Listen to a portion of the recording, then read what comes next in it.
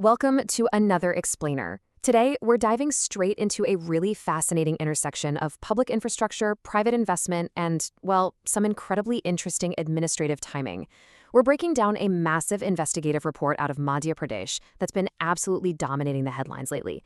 It involves 50 high-ranking civil servants, a huge taxpayer-funded highway project, and a piece of real estate that saw an astronomical surge in value. We're going to look strictly at the facts, the timelines, and the official reports from outlets like India Today and Aaj Tak to figure out exactly what went down and why an anti-corruption group is now demanding a high-level probe. Okay, let's dive into this. How does a seemingly standard everyday piece of farmland bought for 5.5 crore rupees suddenly skyrocket to an estimated 60 crore rupees in just 24 months? You know, in the real estate world, returns like that usually take decades, if they ever happen at all. But here, the timeline was incredibly compressed. To understand how this happened, we really have to follow a very specific paper trail. So, Chapter 1, the mega land deal. Every wild real estate story has an origin, right? And this one is pretty unique because of who the buyers were. According to the reports, on April 4th, 2022, a pretty remarkable transaction took place.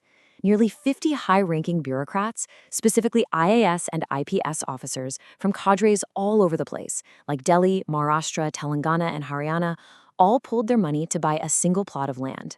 We're talking about a 5-acre farm in Garadi Ghat, just on the outskirts of Bhopal. And get this, it was all executed through one single registration document.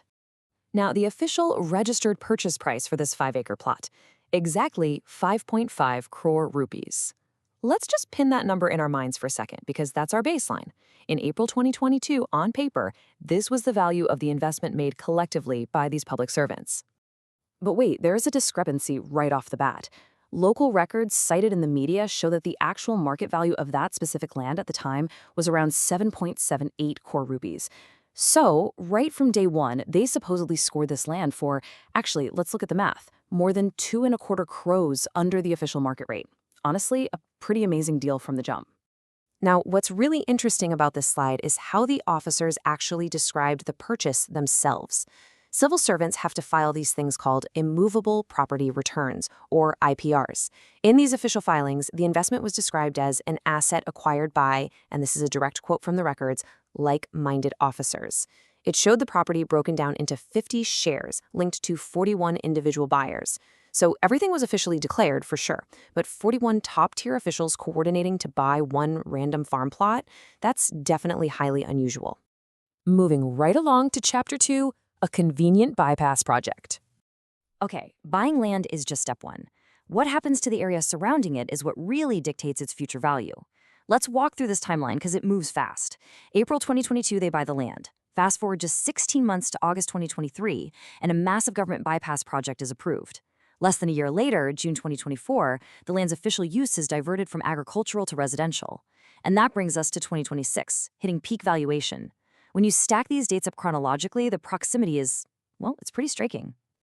Let's zoom in on that August 2023 milestone.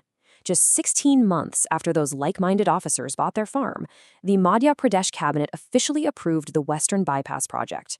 And guys, this isn't some tiny side road. We're talking about a massive 35-kilometer-long infrastructure initiative backed by a staggering 3,200 crore rupees of taxpayer funds.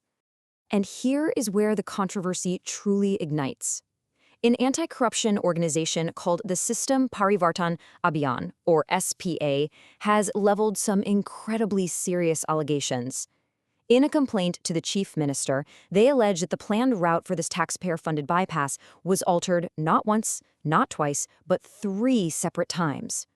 The SPA claims that with every single tweak, the route shifted until it ultimately landed a mere 500 meters from the exact plot those 50 officers bought.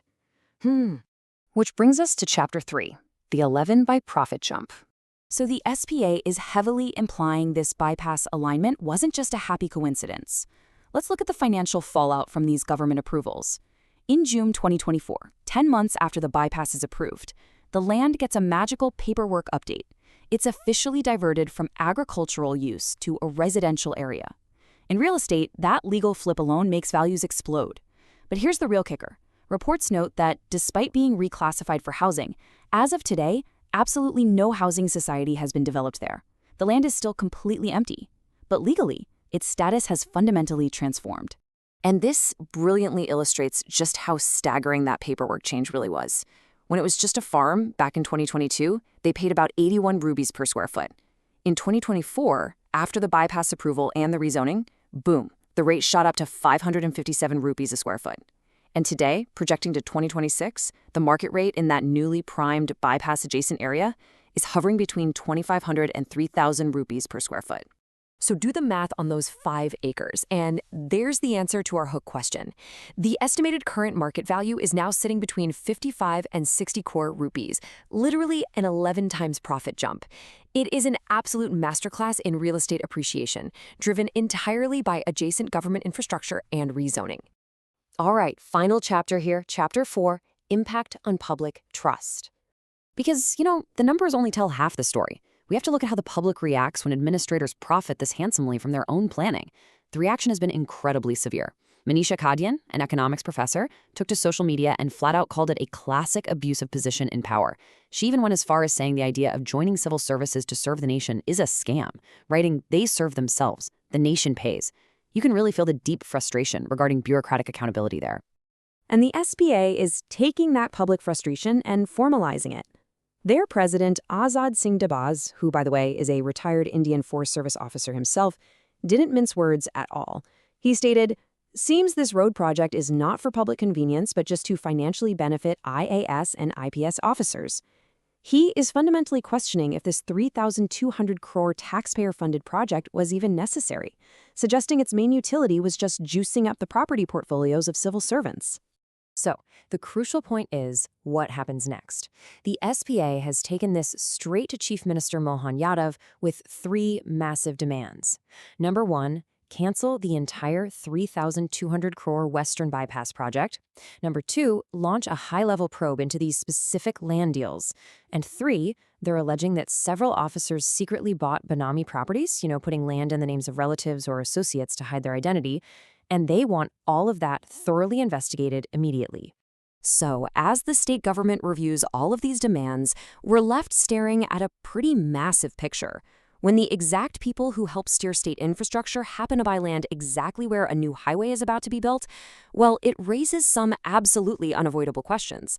What does this mean for the future of taxpayer-funded infrastructure projects? And more importantly, how can the system ensure the true accountability of its civil servants when personal profit and public planning seem to align so perfectly? Thank you for joining me for this explainer. Until next time, keep questioning the world around you.